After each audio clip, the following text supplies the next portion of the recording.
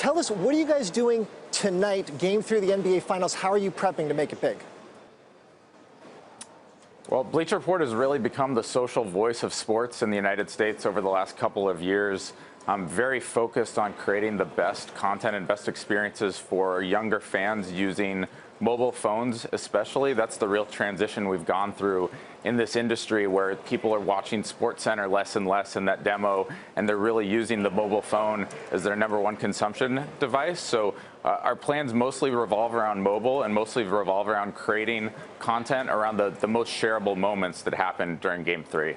So you talk about content, shareable content, moments. So it's not so much journalism per se like the traditional sports media models. How do you guys think of yourselves? Are you journalists? Are you entertainment? Or are you just a fun website that happens to be about sports?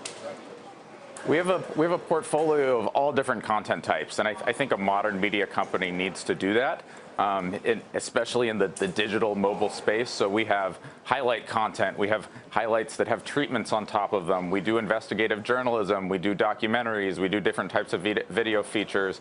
We have traditional text content. So we have a little bit of everything, and again, focused on creating the best possible experience for sports fans, specifically on mobile and on social channels. You guys have been around for 9 years. About half of that has been part of Turner when they bought you in 2012. What is it like to be a startup but be 100% owned by one of these big traditional media companies? Do they make you better, or do they hold you back? They've made us better. It's gone incredibly well. One of the big differences between sports and other content categories is that the value of broadcast rights in the sports space are immense. So as part of our Turner relationship, we've been able to get access to rights for the NBA, for Major League Baseball, for March Madness, for other sporting events. And as a result, we can use highlights, and we can use different types of footage that we wouldn't have been able to use if we were an independent company. We've become the official sports brand of CNN. And so our Turner relationship has just opened a lot of doors for us and allowed us to grow our brand, I think, much faster than we ever could have on our own.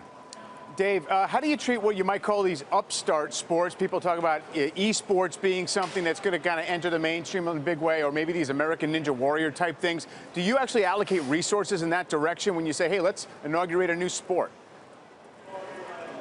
Well, obviously, any time that there is user demand, we'll look at it. So eSports has gotten a lot of traction. We're starting to treat eSports as more of a mainstream, or moving towards more of a mainstream component of how you cover sports in the United States. So, it's not too different than when UFC came onto the scene in kind of the mid to late 2000s, or of the first decade of the 2000s. So, we monitor everything that's going on in the sports world and just try to figure out the most compelling way to cover it for a millennial audience.